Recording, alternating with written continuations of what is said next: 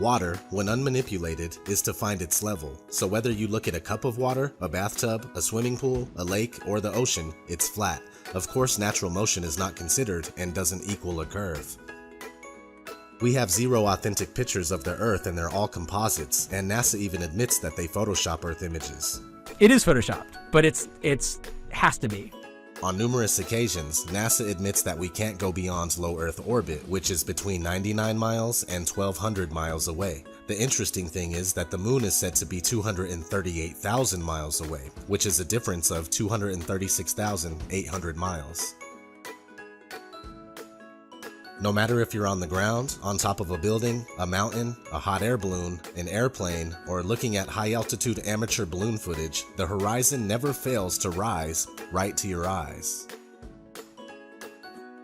Whether you are looking at Toronto's skyline from Niagara on the lake, 31 miles away, Chicago's skyline from Union Pier, 43 miles away, or even Oahu from Kauai, which is up to 108 miles away from center to center, or 73 miles away from the closest points. You will not see any curvature where it's supposed to be. According to the Pythagorean theorem, which states that the curvature of the Earth is 8 inches per mile squared, Oahu should not be visible whatsoever, but you can see the whole thing. In 1887, Albert Michelson and Edward Morley conducted what's known as the Michelson-Morley experiment.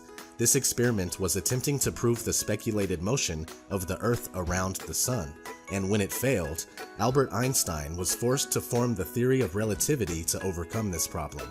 In fact, anytime mainstream science is faced with undesirable results, they create a workaround, which isn't real science at all. The Sun is claimed to be 93 million miles away, with a radius of over 400,000 miles, but can easily be proven to be much closer and smaller by tracing the crepuscular rays back to its origin in the sky.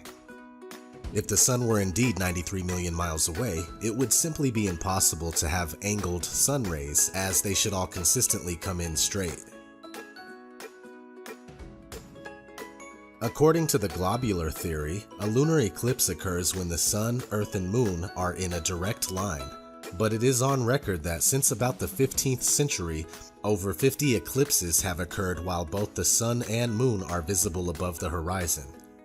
F.H. Cook, The Terrestrial Plane. It's a common misconception that the shadow of the Earth causes moon phases. Even the pastors and priests of the science religion readily admit this fact. The interesting thing about moon phases is that they are always the exact same 8 phases repeated. But if we were circling around the Sun, these 8 phases would inevitably be reversed from the summer to winter seasons. I completely understand that the idea of a flattened stationary Earth seems ridiculous in many ways, but that's only because we are taught the false globe model from the very first time that we enter a school classroom. Not to mention the first time we are introduced to the concept of a flat Earth, it's depicted as a highly laughable world where ships, boats, and water would run off of the edge. So I do get it, but it's all part of the deception. I've spent 30 years of my life believing that we were on a spinning globe. It wasn't until I unbiasedly and scientifically investigated the flat Earth claims that I started to realize that there is more to this theory than I originally gave it credit for.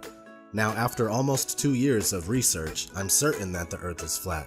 We are told that the Earth spins at 1,040 miles per hour, while the Earth travels around the Sun at 66,000 miles per hour. Meanwhile, the whole solar system is going inside the Milky Way galaxy at a speed of 490,000 miles per hour.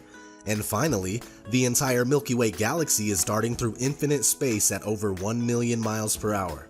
Most people believe this. And yet every experiment ever conducted to prove even the simple spin of the Earth has failed. The same thing goes for curvature. It's never been proven, and the only time we see it is in movies, NASA CGI, or when we're looking through a distorted fisheye lens.